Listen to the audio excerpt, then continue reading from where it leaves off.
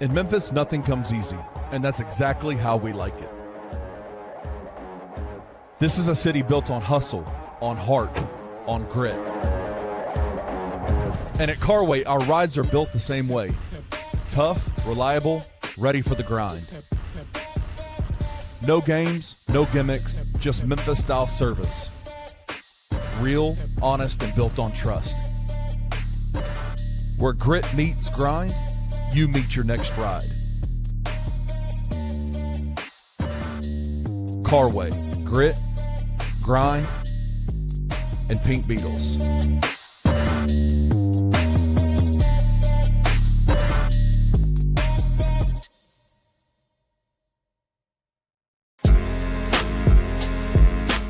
In Memphis, we know a thing or two about resilience.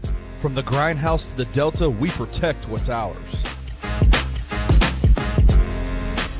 But when pests invade your home, it's time to fight back.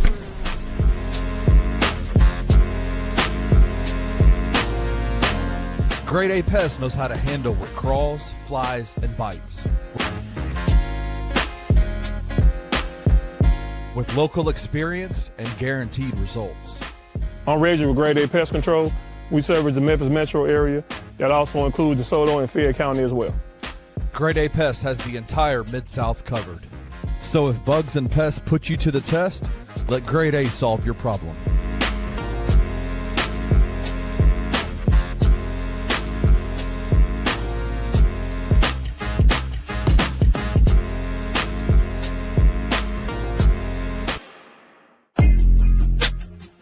Bluff City Media presents the Two Buck Sports Show with your hosts, Rusty Buckets and Uncle Buck. Now, let's get to the show.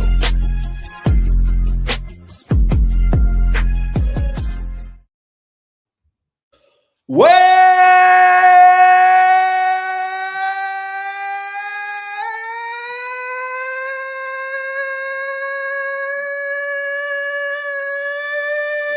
to the Two Buck Sports Show with your host, Rusty Buckets. What's up, everybody? Appreciate all y'all being here. Welcome to the Two Buck Sports Show. I am your co-host, Rusty Buckets. This is my guy, Wayne O from Down Under, and we are proudly brought to you by FanDuel Sportsbook, the official odds provider of Bluff City Media and its family of shows. Wayne O, it is a beautiful Thursday morning here in Memphis, Tennessee. It's sunny. Bluebird skies. Life is good, man. Boone's on the come up. He's on the bounce back for those of you keeping up at home. We appreciate all the T's and P's and good vibes and thoughts coming his way, but we're making a slow but steady recovery around here. So all is well here, man. How about you? How you doing down there in the great beyond, like way, way down under? I cut my thumb. Oh, no. Did you do that? I cut my thumb. Oh, we got a thumbs up from it, too. Yeah. When you're like, I haven't done this in years. Like, I was cooking dinner and chopping up some stuff, and I chopped my thumb. And that's ridiculous. Oh, I've done that so many times. I got so many scars on my fingers.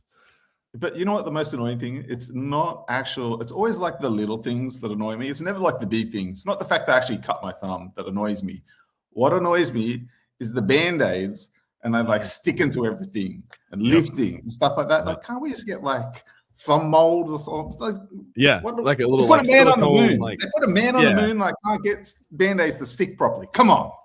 So for me, I use liquid bandages. I've been using bandages that use that for a long time. Or I grew up in the country and we would just super glue it. Put a little Gorilla Glue, super glue on it, and just go about your way, and you're fine. And I can't tell you how many times we've poured cold water on something out, working in the field, working on fencing or whatever, clean it off real good, hit it with some super glue, and you just keep right on going. I have been called a big baby by both my kids. Of course. About my thumb, but of course. Hey, my house, my rules. I get to complain about what I want. Of course. Hey, exactly right. Hey, appreciate everybody being here. King Meeks, Wayno, both here and in the comments. We got Mim Ant, one of the guys here. Smitty Health. Uncle Buck is still out Power Rangering in the hills and hollers of North Mississippi. He is really on the come up. They've come a long, long way, but he's working 10, 11, 12-hour days, going home, crashing with his family. So he is taking care of business right now. being a true, and I would never tell him this, and if he watches this back and hears it, I'll deny it till the day I die. But being a true hero in the midst of a really tough season for the residents of North Mississippi, I'm really proud of him and his team and how he's stepping up and answering the bell. He's doing a really good job of being a dad and being a Power Ranger. So salute to Uncle Buck. We do miss you around here, though. I can neither confirm nor deny that last comment was AI. Yeah. Exactly. This is an AI version of Buckets. And now we're back. But speaking of back, man, we had a game last night, and the Memphis Grizzlies are back to their ways, and we'll deep dive on that. But we do have to get to some breaking news out of the NBA involving a former Memphis Grizzly as we start talking Grizzlies.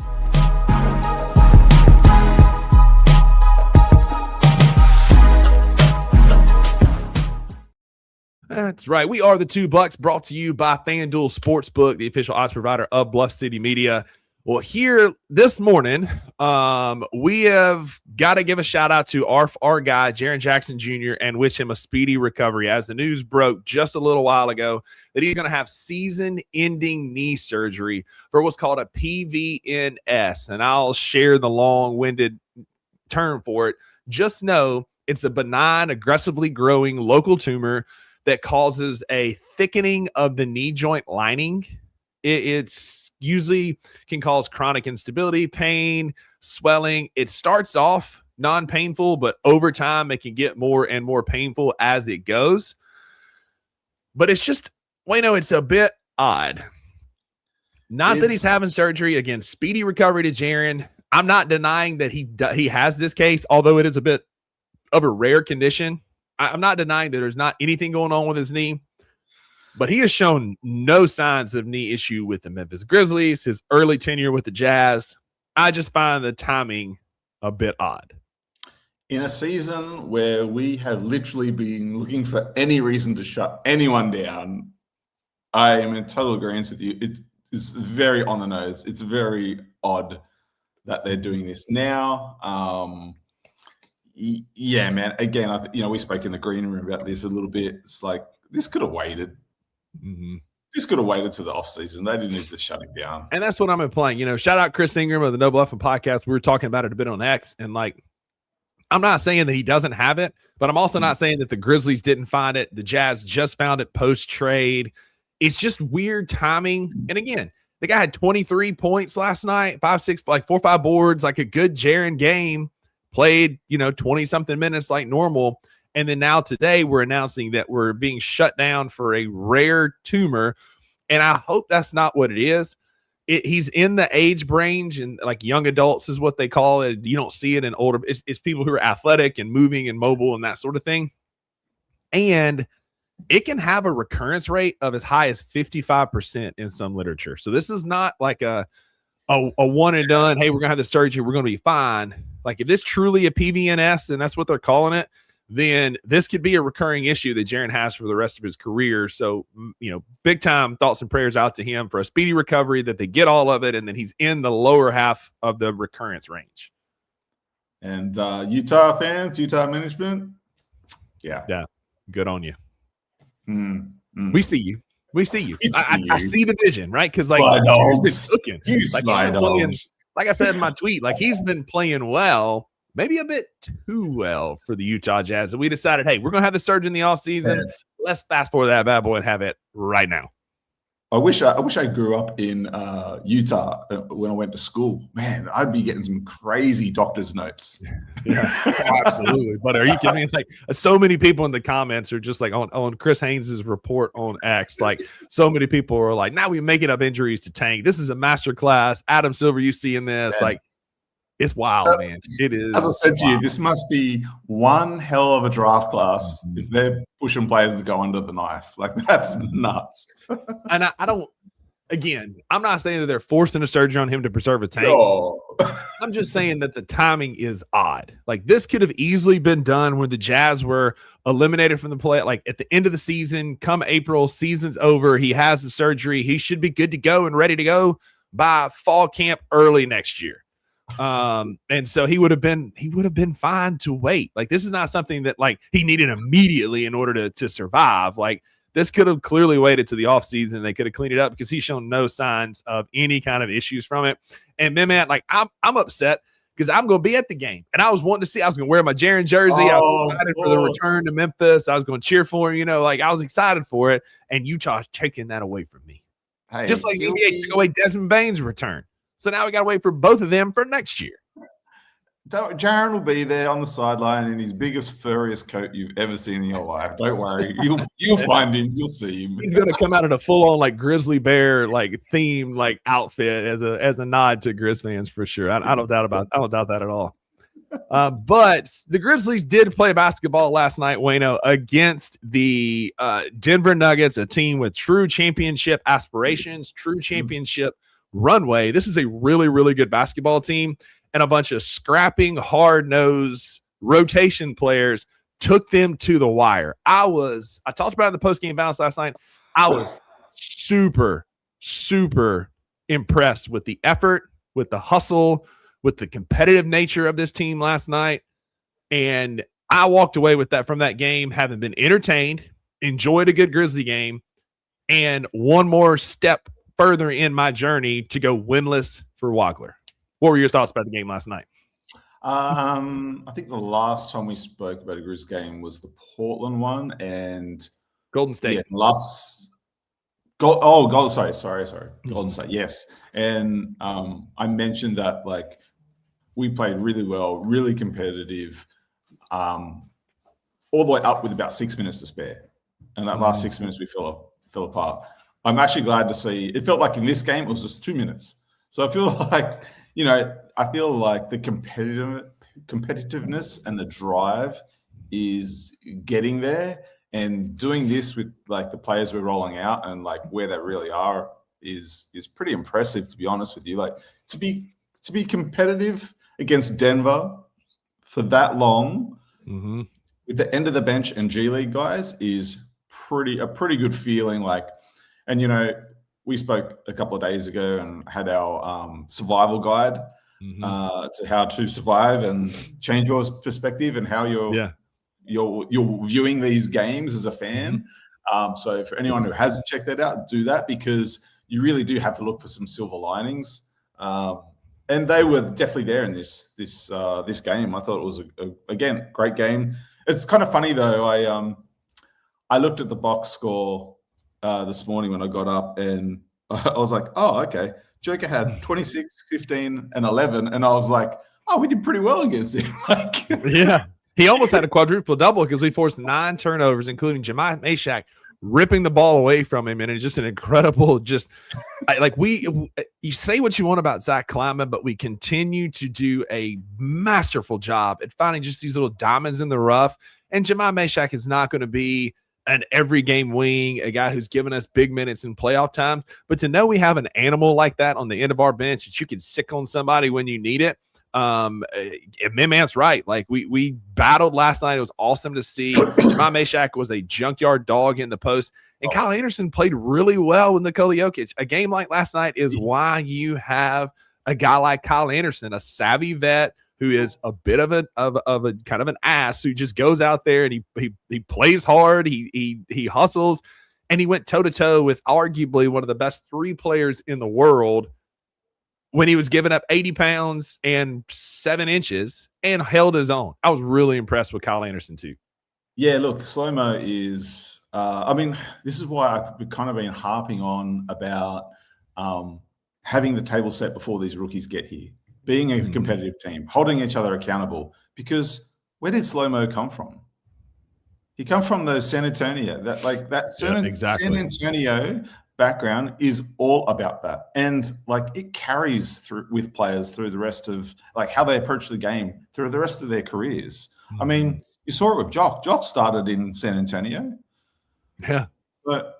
Do you know what I mean? Like this goes back to the ethical tanking that we're doing, right? Because like you look at these teams like Sacramento and Washington and Charlotte 100%. And Utah, these teams, they never learn how to win. They're career losers, and that's a hard cycle to break. So that's a phenomenal point that we're setting. I love that. We're setting the table before the rookies get here. 100%. Kenny, clip that. That's a solid clip, because if you bring them into a losing culture, you're going to make them losers. And we're getting rid of the losing culture that we've had to build a new culture. So go out, play competitive, and go toe to toe with teams like Denver. 100%. Yeah, don't wait for the rookies to get here and start the turnaround of the culture part of this.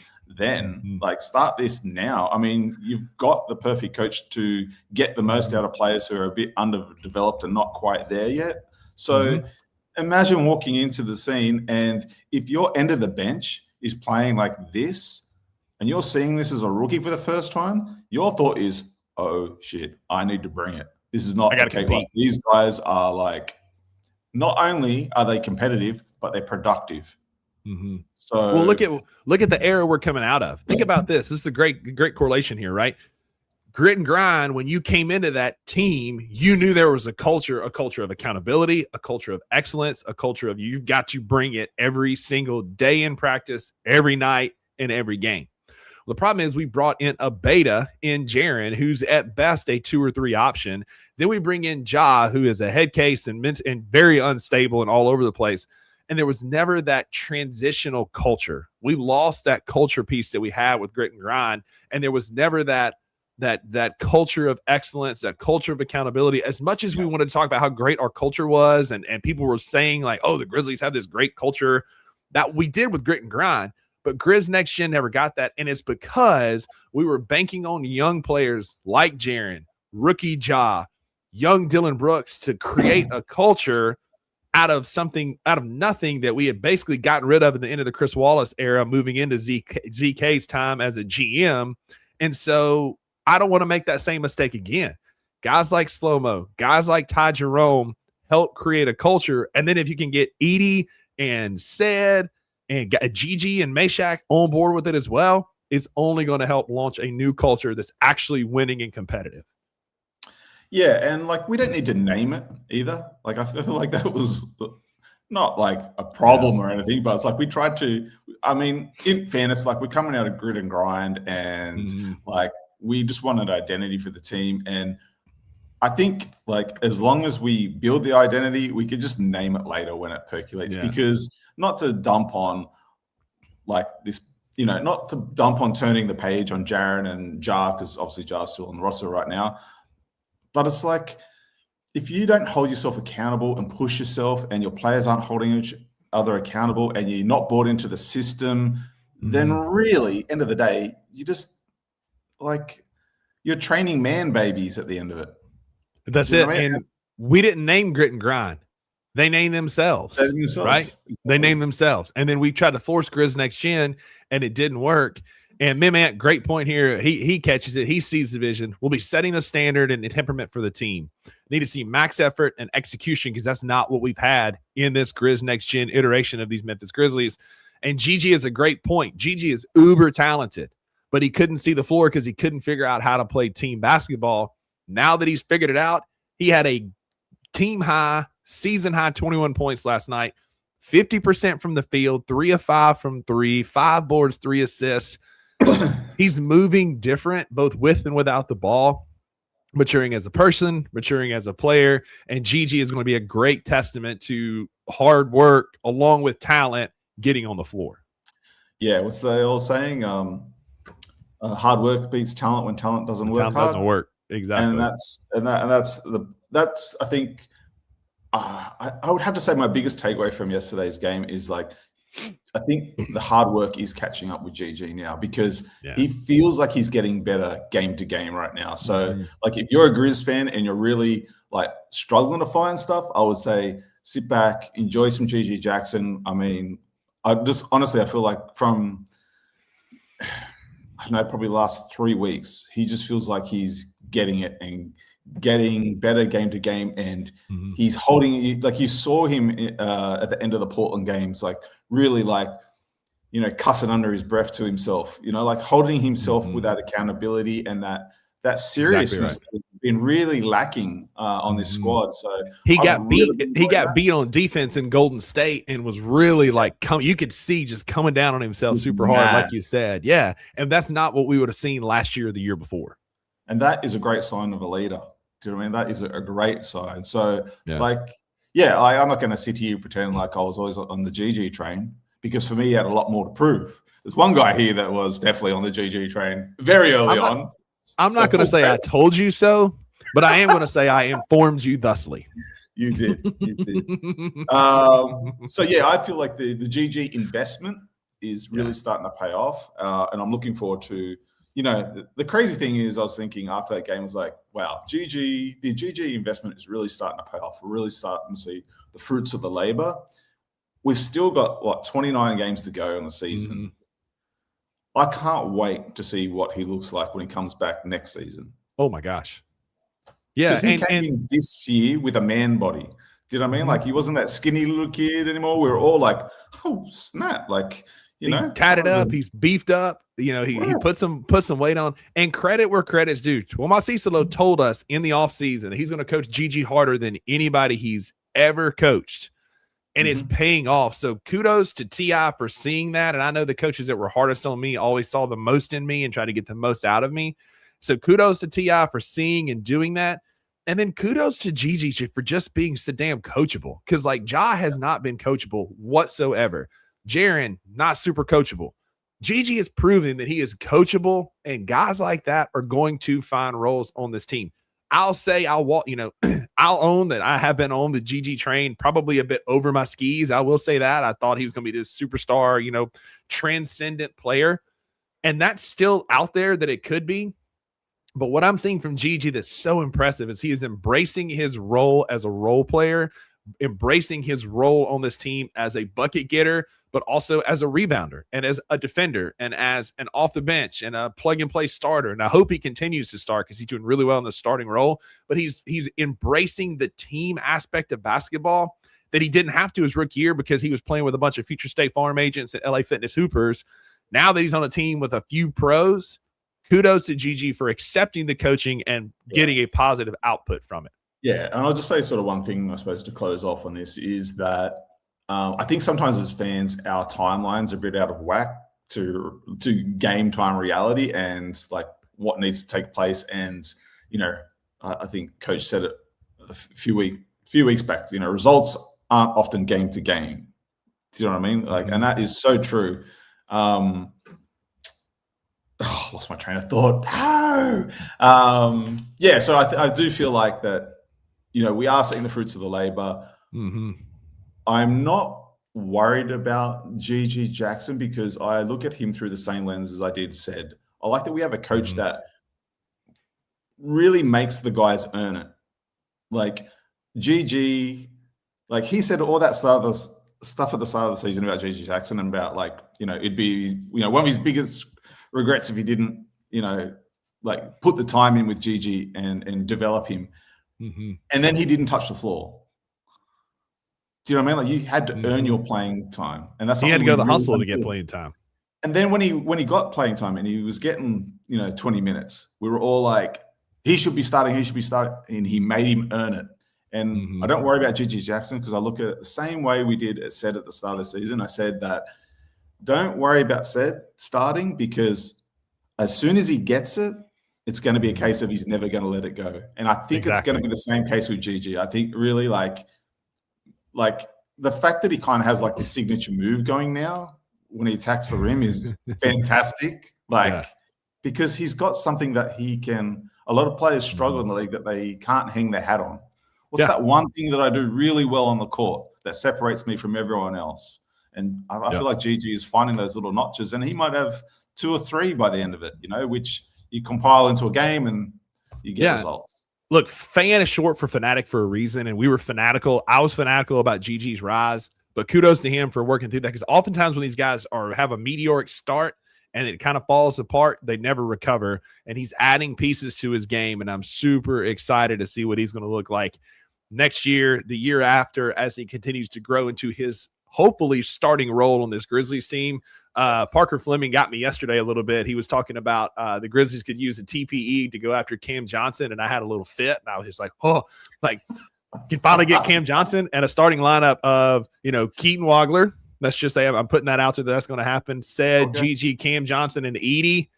Whoo, brother, that's the starting lineup that I could get behind. not bad. Shout out to Cohen, our Kiwi brother here, tapping in. I love OMax. I love his effort. I love his energy. I love the chaos that he brings. A great game off the bench for him last night. 6 of 7 from the field, 14 points, 5 boards. Like, I talk about him a lot. He's Jermichael Green, man. He comes in and instantly the energy's lifted. Instantly the floor is lifted. He's not going to be a guy that takes your ceiling up to championship contending, but he raises the floor because of effort and hustle, and his give a damn is fully engaged, because anytime OMax touches the floor, you're getting hustle. And that is something that I want on my bench 100%. Yeah.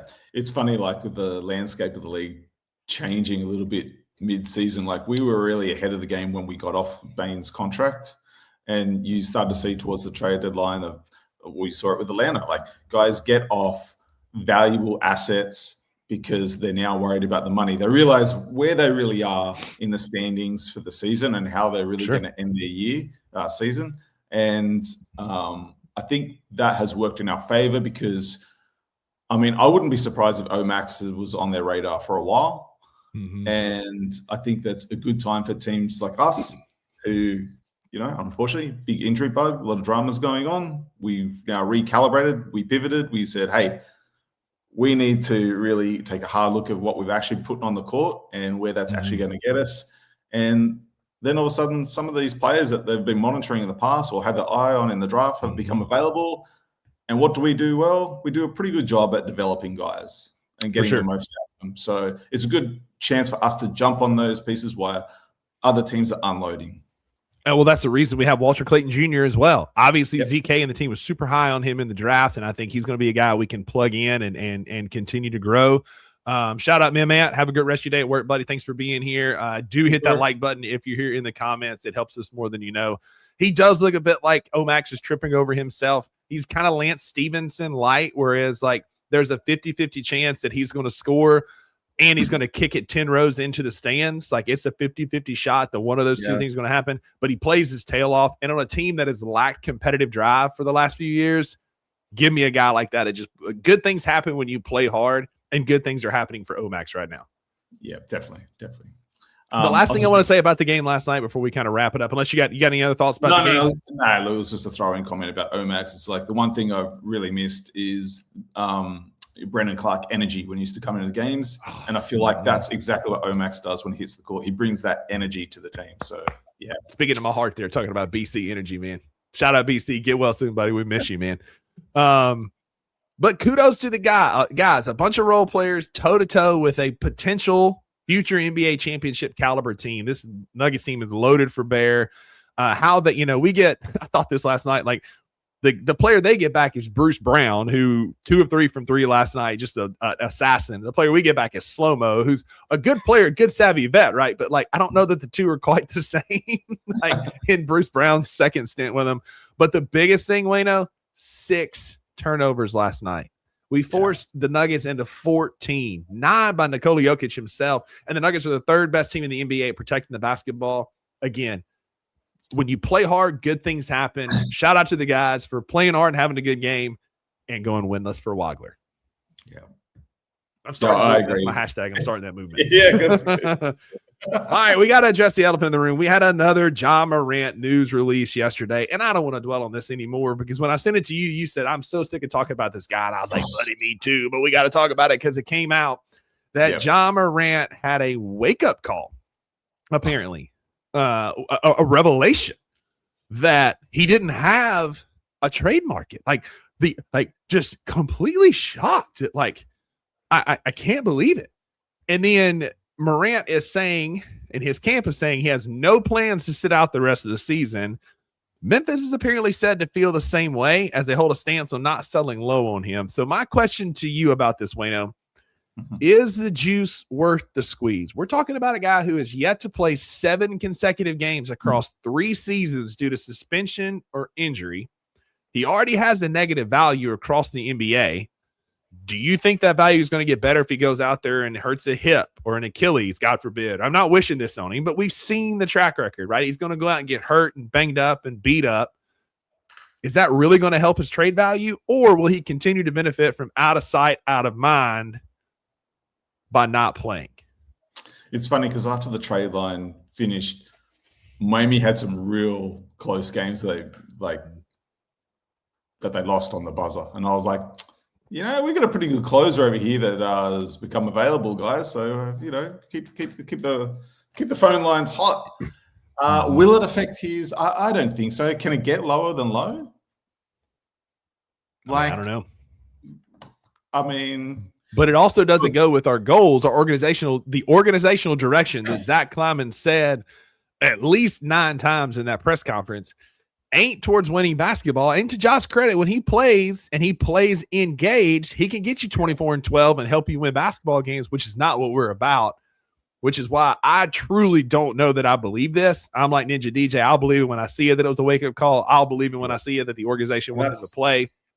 I'm not like some of our colleagues and cohorts who made AI images of them looking like Ja Morant, not naming names, but his show is live today at 1 p.m.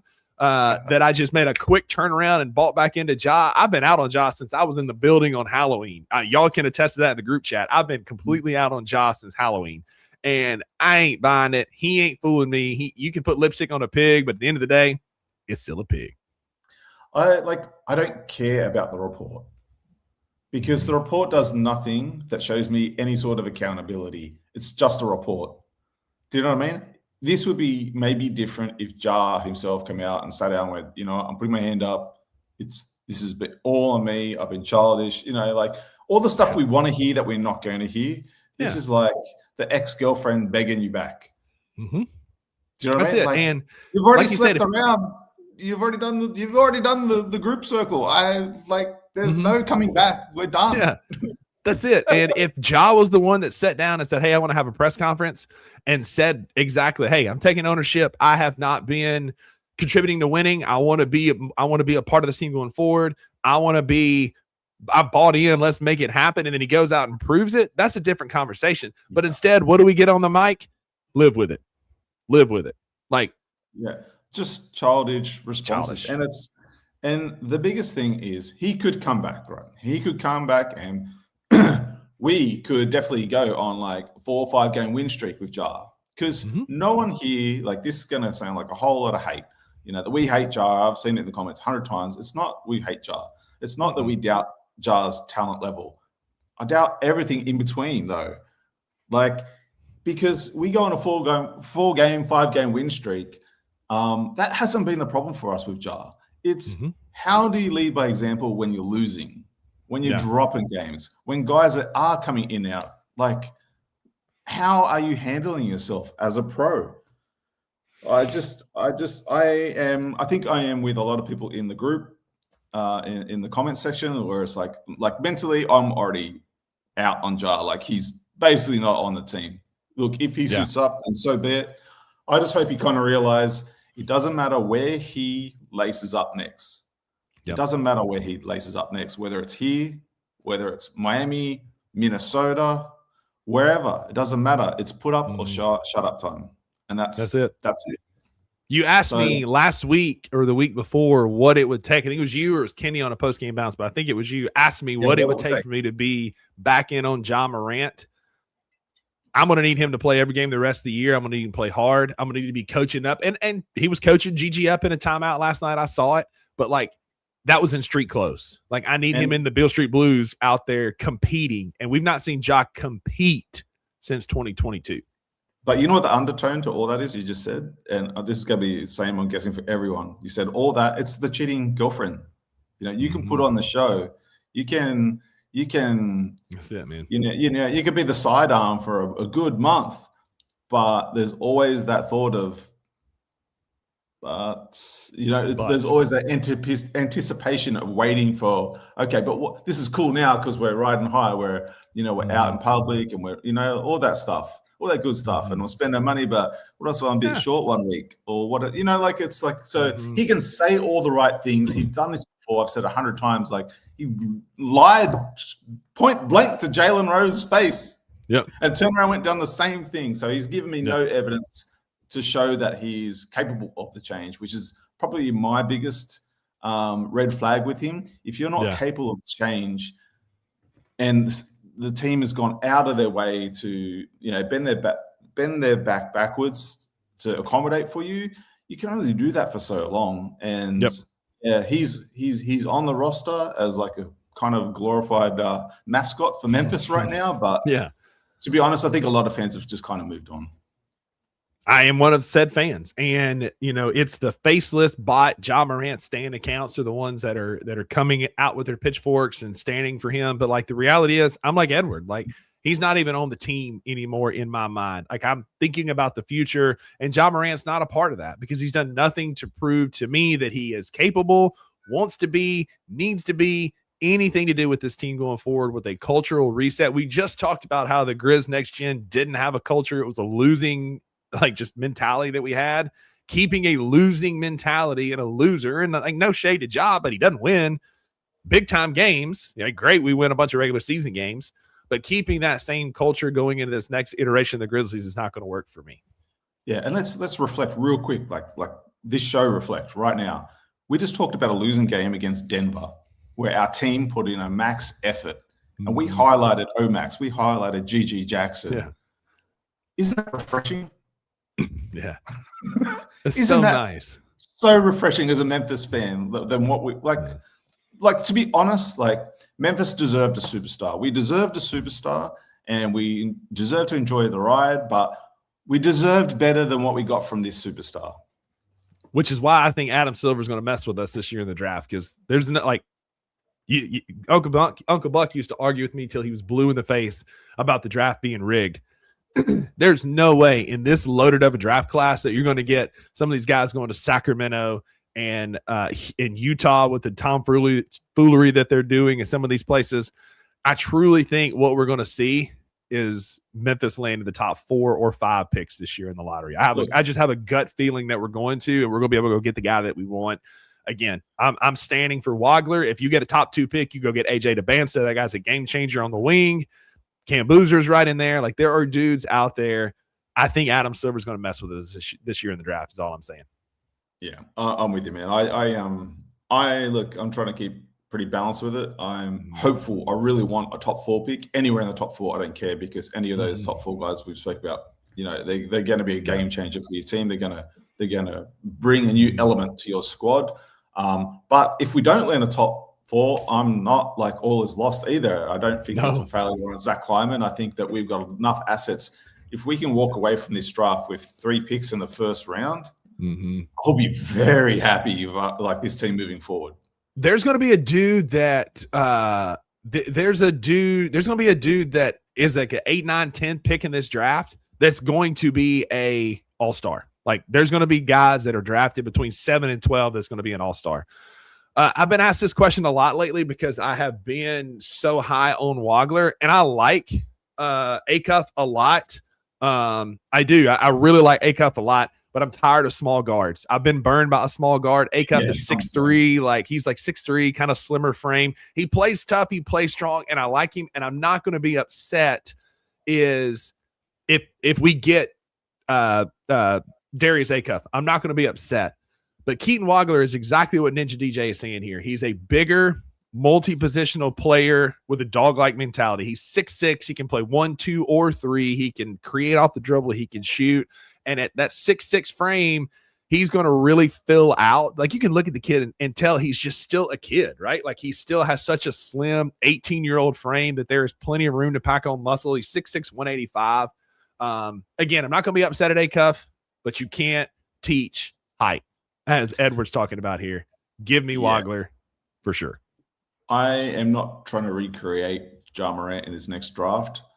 That's why Darian Peterson also makes me nervous. He is transcendent talent-wise, but he's ducking every good team. Hand to heart, if I had to pick anyone in this draft, I'm going Boozer. I just think like a lot of the other guys you're talking about upside, obviously there's question marks with Peterson, skipping big games and stuff like that. And, I just feel like Boozer is going to be productive. I like his every game. Every game. He's got a touch of Paulo Banchero, just that big body finesse forward, but like I think he has some serious upside.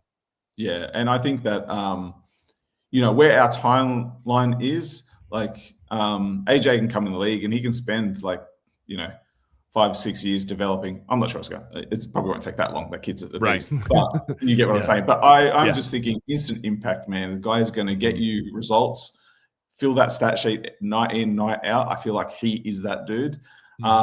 Just back to the guards, like, I'm not trying to recreate Ja, because I mean, you bring in a rookie, a smaller guard, and like they're quick and stuff like that. But there's something to be said for a bigger guard who can see over the top of the defense. Do you know what I mean? Like, there really is, like, and really see the floor and use their length. And the smaller guards, I'm not trying to take anything away from them either. But like, I'm not worried about a smaller guard blowing past our taller point guard because. We got a 7-foot monster in the background waiting for it. So enjoy that ride. Yeah. I hope your perimeter game is pretty good. We're going to talk a lot about draft picks and prospects coming up, and I wanted to try and highlight one a week as we go forward. We talked about Keaton Wagler because I'm running this show, and that's what I want to talk about this week because he's awesome. But like, you talk about guys who are instant impact. I think the guys that you could plug in an NBA roster today that would be impactful are probably Boozer, AJ Devanza, and I'll throw Darren Peterson in there simply because the talent is there. You can't argue the talent. You can argue and question the want to, which we've done with our superstar for the last little bit, but the talent's there. Then the next tier that are going to be those more projects, and a project doesn't mean, like you said, a 5 or 6, 7 year project, but a couple of years to kind of get their feet underneath them. Are the Keaton Waglers. I think the Flemings, that point guard from Houston is going to fall on that. Caleb Wilson from North Carolina that have a massive amount of upside, but are still really, really raw. And those 3 guys are going to be all pro level guys, I believe, in the future. But like, it's the 3 at those 3, I think Boozer, Devanza, and Peterson are guys that can play right. Like, they could suit up for Memphis next week since we're done for the All-Star break and be ready to play. Yeah. But hey, we appreciate y'all in the comments. Y'all drive the show. Say again. So good segue there. I like how you did that. It's a great segue as we start talking about the rest of the NBA. I try to run a professional show around here sometimes when the situation allows. We're going to take a quick commercial break, and then Wayno and I are going to do a little deep dive on the rest of the NBA. We're going to talk some FanDuel futures on some awards. We're going to talk about who's going to be the NBA champ, some things we've liked, some things we haven't. So y'all stick with us after this brief commercial break. We're going to talk all things NBA after.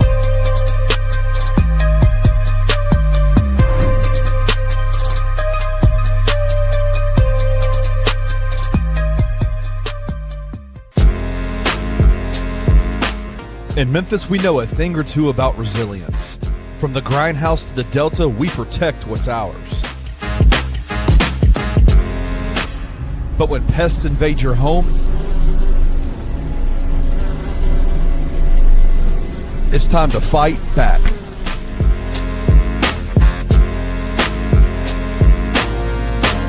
Grade A Pest knows how to handle what crawls, flies, and bites.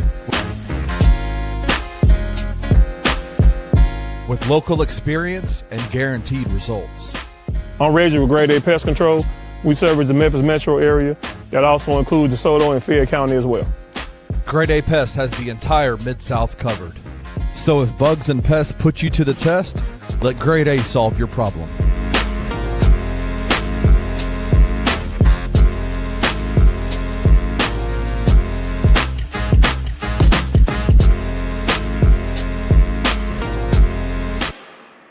I don't know how to feel about Darren Peterson. Yeah. Talent is there for to be a number 1 overall pick. Yeah. Is the commitment there? I want somebody who lives, breathes, that's a hard word. Lives, breathes, eats, sleeps ball. I don't believe someone who prescribes to all of that would warm up and then decide not to play. Warm up and then all of a sudden be out with flu-like symptoms that quick. So there's just a lot of red flags already. I wouldn't use a pick in the most important draft in a hot minute, and we know it's going to be the best one for the foreseeable future. I wouldn't use that pick on a guy that already has this many red flags. Just wouldn't do it. Tune in to The Daily Grind with your host, Loot Hatmaker, every Monday through Friday at 7:30 a.m. live on the Bluff City Media YouTube channel.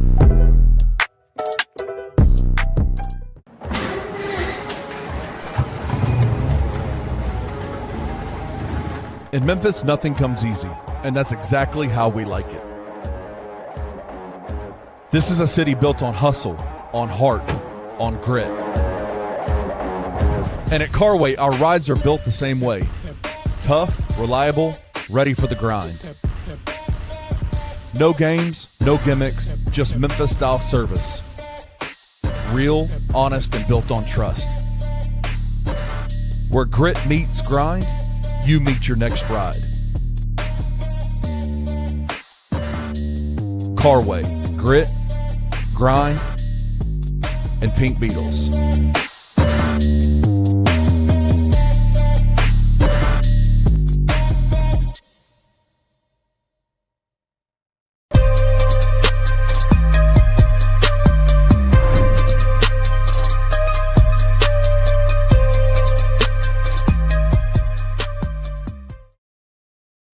Welcome back to the $2 Sports Show, proudly brought to you by FanDuel Sportsbook, the official odds provider of Bluff City Media and its family of shows. We are back talking NBA at the All-Star break, and I believe, Wayno, you got an All-Star story to share with us. Is that right? Oh, you want to jump with that now? Let's do it, man. Hit me with it. What you got? Oh, you know what? We should start off by saying we did a really cool, a good look at All-Star weekend in yesterday's show, where we touched on like all our kind of issues with the current state of the All-Star weekend, including some how to fix the All-Star weekends, and that was really, really fun. Mm-hmm. I enjoyed that. Good ideas. Yeah, I enjoyed that show a lot, I must say. I actually rewatched it yesterday. I was like, oh yeah, that's right, that was good. Pat ourselves on the back. Yeah, exactly. It did though. All-Star weekend's a bit hit and miss for me because obviously we've seen how, over the years it's kind of deteriorated. And I did go to All-Star weekend in Phoenix in 2009 for all 3 days. My girlfriend at the time, who's now my wife, bought us tickets and we flew over when the US dollar was just rubbish to Australia. And we were like, yeah, we got to run out of dough real quick. And the All-Star weekend was funny because it was my first experience of live NBA. I'd never been to a game before that.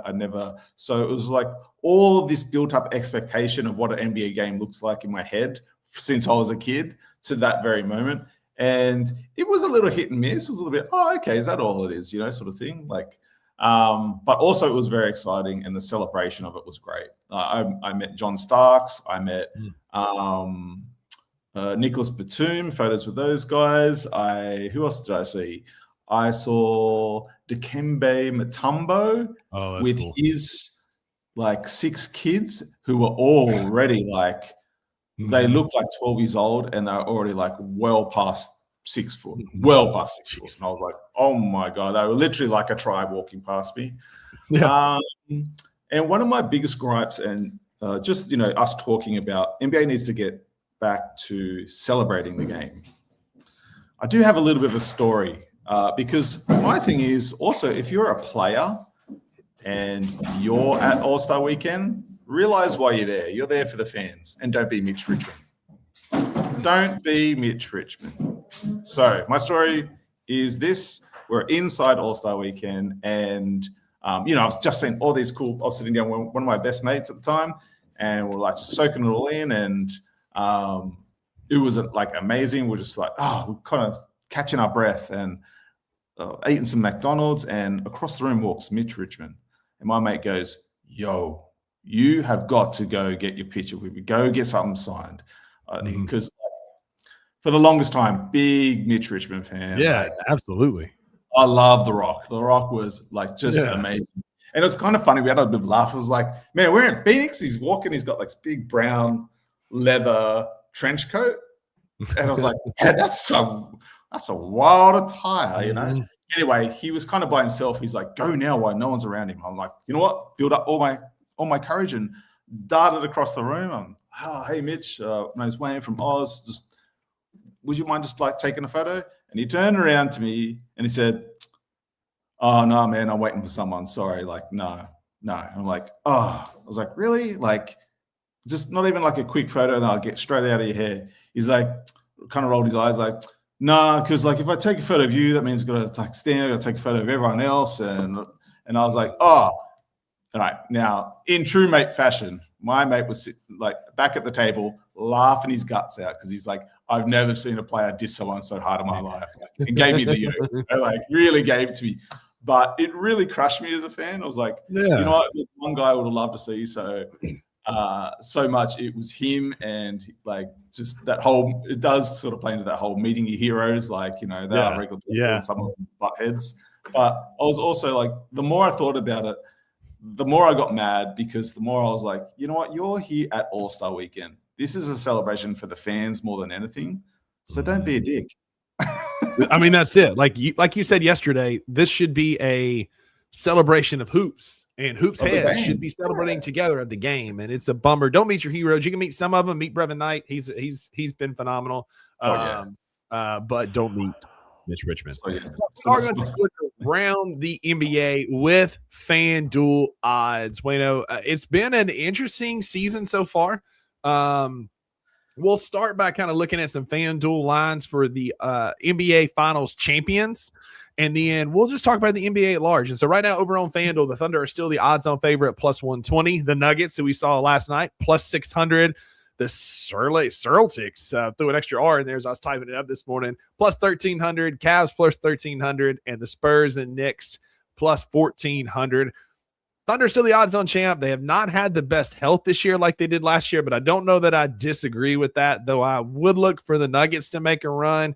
I'm also not sleeping on this Spurs team that has Victor Wembanyama. They're still a few years away, I think maybe like a year or two, but that could change with the way they've had the Thunder's number this year. You know what I think's funny about this list? No Houston. No Houston. Very interesting how quickly they've fallen off. They're plus 2,200. They are just below the Spurs and the Knicks.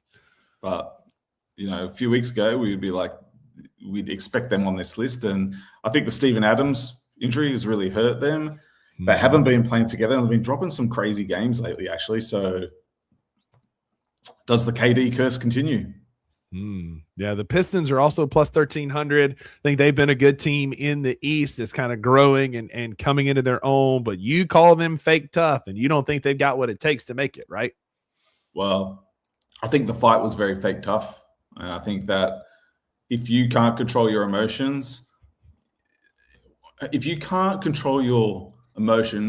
in a competitive regular season game against the Charlotte Hornets, what hope do you have when you get down against a Boston who are playing their heart out, when you are playing a New York who have just caught fire and you find yourself down by 10? Like, it's all good and very well to say that, they're a team of dogs, but you know what? I'll pass up on a team of dogs and have a team full of resilience. Yeah, I like that, because there is a line, right? Like, you don't want to be out there emotional and somebody's going to provoke Isaiah Stewart and create this whole big fight that gets Jalen Duren suspended for 2 games, right? Who gets Cade Cunningham suspended, or maybe like something happens and then you're in a real bind. And we've seen what happens when you start losing people in the playoffs. With Zebo getting suspended, Ja getting hurt, Dylan getting suspended. Like, we've seen what can happen to a team with a little bit of bad luck in the playoffs. And if you're lashing out emotionally, that is going to be a tough look in a playoff type series. If we're in the playoffs and the series is on the line, I'll take a punch in the face from Isaiah Thomas and him get a suspension and us win the series every single time. Every time. I mean, I'm not going to enjoy the knuckle sandwich at all. Yeah. I'll have a couple of teeth to replace and maybe some facial reconstruction. But man, if we win that series, I'm taking that. Yeah, 100%. A couple of other teams just to kind of talk about. We both are enjoyers of the Charlotte Hornets. Watching them play is fun. They play the game well. They play the game hard. They've had some career revitalization. LaMelo took this year serious and has been playing at a much higher level. Brandon Miller, one of your favorite players in the NBA, continues to shoot at a high level. Then you hit on a guy like Con Knipple, who can just get an onslaught from 3. Moussa Diabate, who all of us saw being one of the better bigs in the league this year, 100%, has been a rebounding machine. This Hornets team listen, they're not great yet. They still have some growth to do, but dadgum, they sure are fun. And they are 9-1 in their last 10 games heading into the All-Star break. And they just added Cody. Yeah. They just added Cody. If they can, look, if I'm if I'm a Charlotte fan, I'm sitting back going, I wonder how far we can go. We're really going to surprise. We push the pace.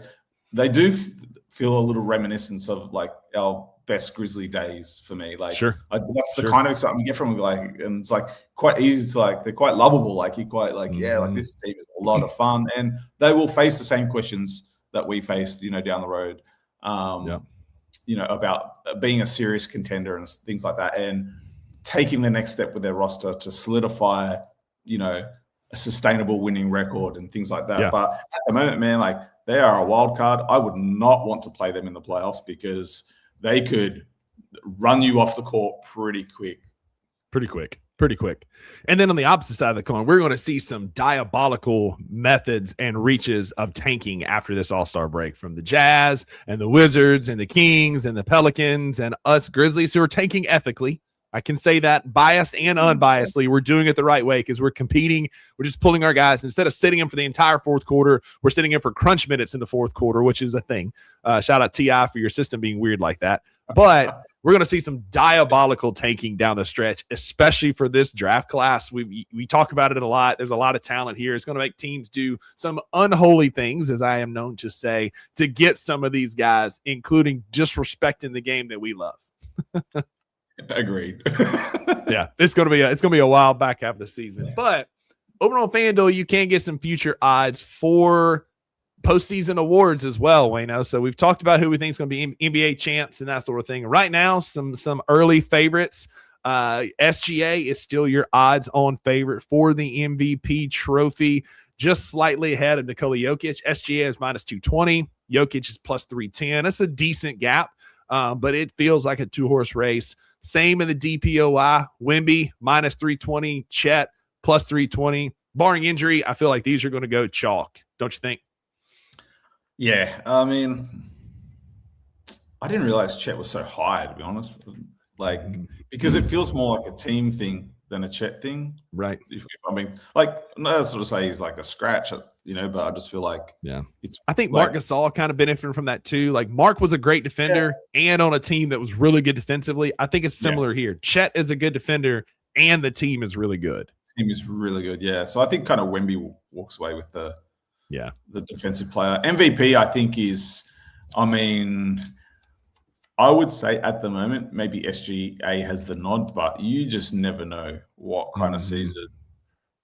I mean, there's still, just under 30 games left now for these teams. So a lot can change in that time frame. Yeah, a lot can change. Speaking of a lot can change, the Rookie of the Year voting. Flag is still minus 750, but Concaniple has come out of nowhere and roared into second place, plus 500. VJ Edgecombe's plus 7,500. And then Derek Queen and Cedric Coward are the next odds getters, tied at plus 50,000. Yeah, look, Rookie of the Year, I feel like is really up for grabs. I personally like Knipple a lot, but I've also found myself, when there's like a hot topic and you're like, and then like the hype kind of wears off. But now I kind of find myself coming back around with a Cooper Flag and just like, man, this kid is actually like super, super impressive. Yeah. That's why I didn't watch Game of Thrones for so long, is I was just like, the hype is too much. Yeah. I'm not gonna love it. Then when I watched it, I was like, I get the hype. I get it. Yeah. I get it. Who do you think gets most improved? This one is interesting. I'm glad you brought that up because this one is interesting to me. So Denny Avdia is the odds-on favorite over on FanDuel, minus 125. Personally, I like Jalen Johnson a lot for this award. I think that he has a very, very strong case to be the most improved with what he's done in Atlanta. And Keontae George in Utah, same thing. He won't win it because it's they're tanking and they're terrible and they're going to go downhill. Naw is also at plus 1,000. Jalen Duren is plus 2,000. Ryan Rollins plus 4,000.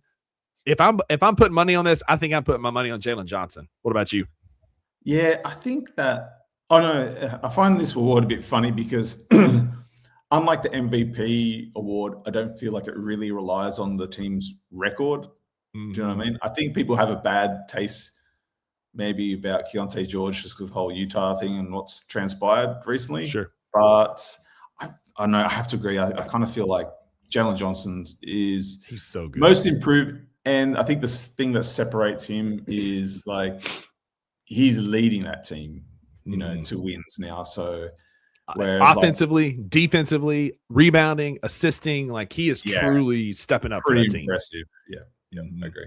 I saw him in the preseason, and I told Maggie, no, I'm not trying to be like, but I told Maggie, like, he's going to have a special year if he can stay healthy. He's averaging 23 points, 10.5 rebounds, 8.2 assists per game. Like, that's a hell of a stat line. Yeah, he's an amazing player. Yeah, amazing player. So Denny Avdia, -125, the odds-on favorite, but I would not sleep on Jalen Johnson at +240 if you want to make a little bit of money. And then finally, our last couple of awards, the Sixth Man of the Year, which should probably just be renamed the Naz Reid Award, as he is once again the odds-on favorite at +185.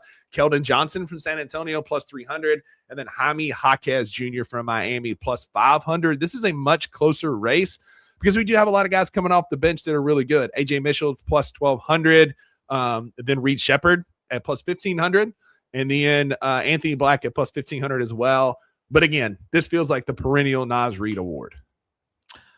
Yeah, I am actually like really happy that Keldon is in this conversation, because he's often overlooked, and I really like his game. He's a great vet, and I feel like for the second half, or heading into the second half of the season, he really brought that team together, being that vet and recognizing the moment that's his time to step up and take leadership. Even though, the reins are clearly with Wemby, but it's like you need these key players for an 82-game regular season. I feel like he really gave him, the extra juice, especially with Wemby coming back from injury. So tip of the cap to him. Clutch Player of the Year. Can we just stop making shit up? Can we just stop handing this new generation just like participation? They made this award so that Jalen Brunson could win something, because he's not good enough to be the MVP. He's not good enough to do other things to win titles, but he's won the Clutch Player of the Year for the last 2 or 3 years. It's an asinine award.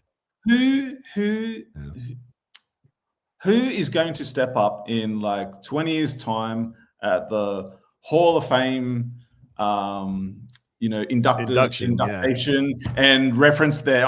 But I was 2-time Clutch Player of the Year. Like that's scraping the bottom of the barrel. That's what are we talking about here? Stop making shit up. Make these players earn their stripes. That's just I can't get participation trophy. This is the Clutch. The Clutch.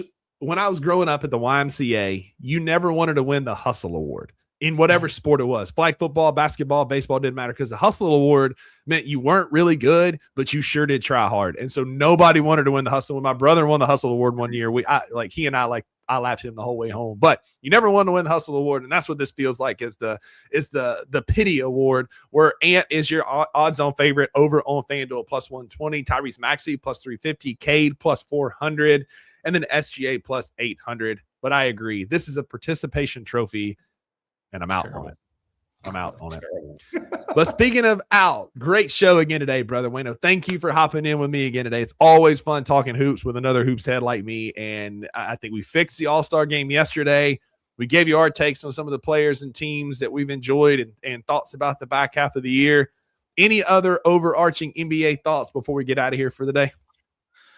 No, I am just really looking forward to All-Star break being over. I just want us to really build on the competitiveness and making that, 48 minutes, a full 48 minutes of being competitive and playing strong, especially against good teams. Yeah. I think that's been the biggest thing. We played to play that Denver team, who is a good team, who is a title. Like you cannot cross them off the list at all. I think goes a long way for us, and it's going to be a tough 20 plus games to go. But if we got some good silver linings moving forward, then we're in good shape. Yeah. The All-Star Weekend is a great time to go back and watch the survival guide from our episode on Tuesday, where we help you survive the tank.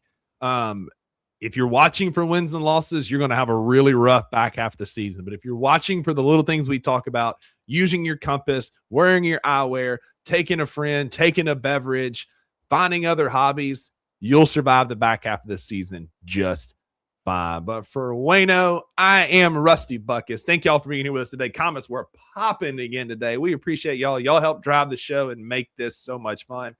We'll be back tomorrow. I'll have a new face with me tomorrow. I'm giving Wayno the day off on Friday. Let him sleep in a little bit as we're going to talk some college baseball tomorrow. Don't tune out. Don't leave.